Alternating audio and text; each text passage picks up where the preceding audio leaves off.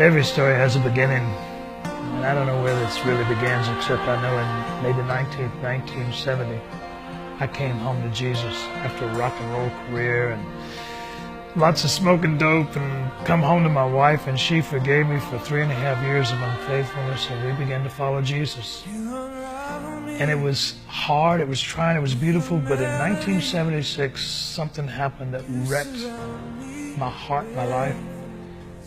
She had made several trips to the physician, her gynecologist, her female doctor, and he said, "Linda, there's some problems." The long and short was, she had cancer of the uterus, and what was necessary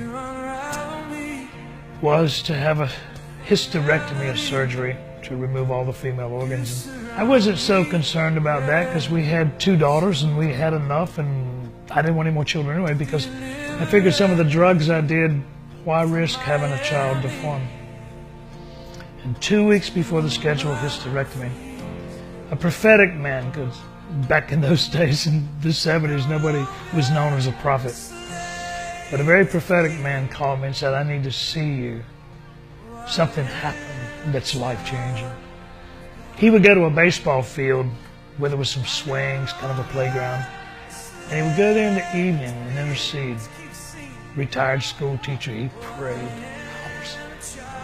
He said, "Last night I was on a baseball field and Jesus just suddenly appeared in front of me. I've never had that happen before. I was shocked." And the Lord said, "It's okay, Kermit, but I have a message I want you to tell my servant, Ken Elson. I want you to tell him first, I've healed his seed, and I have never told anybody the reason I didn't even want any more children is I was concerned about the drugs I did." And here's a man that I barely had known only one other time saying, Jesus said, "I've healed your seed. And you're going to have a son. And his name will be Jonathan David.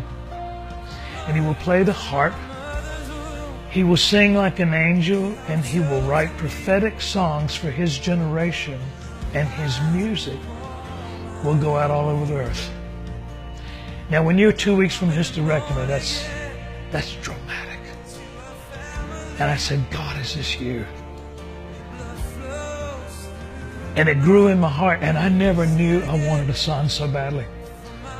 And in a short amount of time, my wife and I are praying and telling the gynecologist, "Can you do one more test?" On a Sunday, I anointed her with oil, prayed for her, and it wasn't dramatic. But during that prayer, my wife touched the hem of Jesus' garment. On Friday, with the scheduled hysterectomy on Monday, they did a D&C, and that's when they go in and scrape the womb. The test came back on Saturday, and when the doctor came down the hall whistling, we said, "That's a good sign." He stuck his head in the door and said, "The pathologist is baffled. He's consulted me 3 times saying this is not the same woman.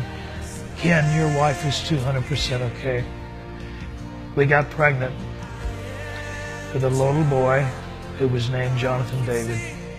And he was all boy. He never showed any interest in music. He just loved to play sports. I don't care if it was a ball, he was into it.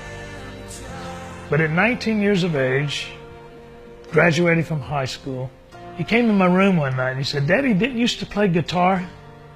See, we never told him the whole thing. We told him, "God healed your mommy, we had a baby." We didn't tell him what he was going to be doing with her.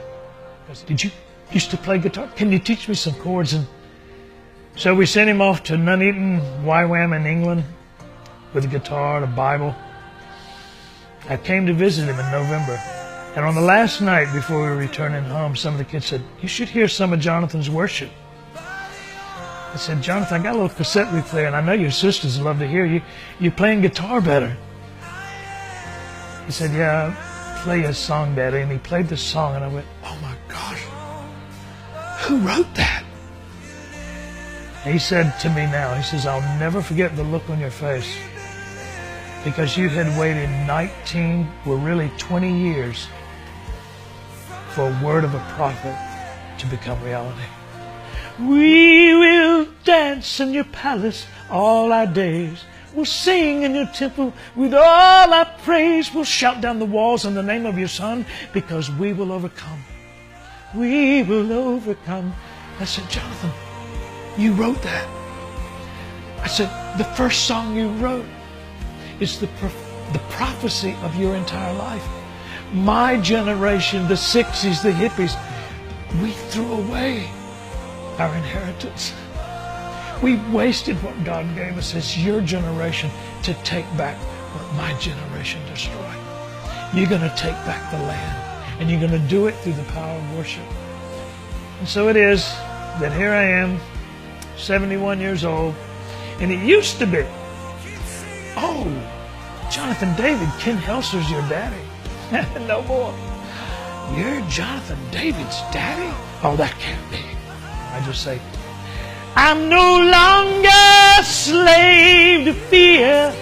I am a child of God.